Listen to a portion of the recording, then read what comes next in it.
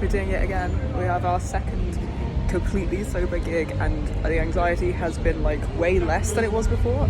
Still there, mostly about mapping. My brain wants to give me a lot of catastrophes of what could go wrong. It's a lot of affirmations and reassurance and breath work to deal with that as I go, but those are coming way more automatically, and there's less moments of going into the what ifs. I look very cute.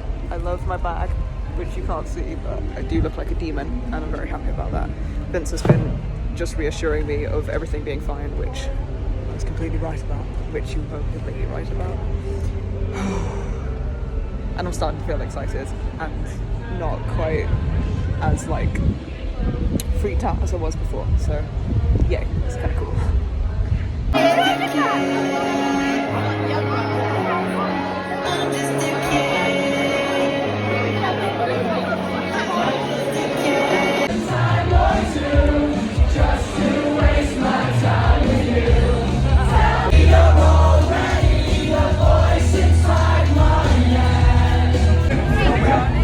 This is amazing.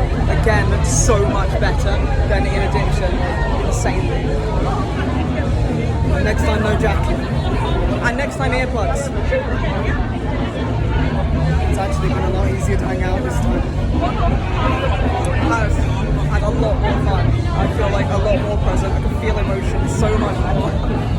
And just like both of us being present has been so easy. It's amazing. Alright, well that was like 1,000 times more fucking amazing than anything in addiction. I really like how well we could just hang out together and like actually feel each other's presence and feel our own emotions and feel each other's emotions, and like it's so much better than anything in addiction. The cognitive distortions and narratives are like less than they were before.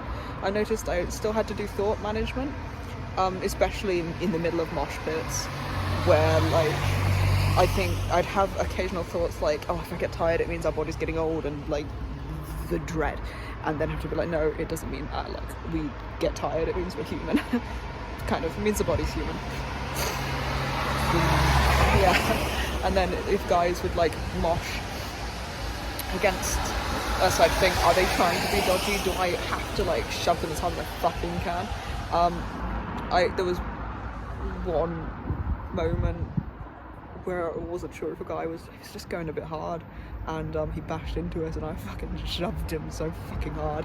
We became like mosh pit bouncers on the edges, protecting people, and also threw ourselves into the centre and got hurled around.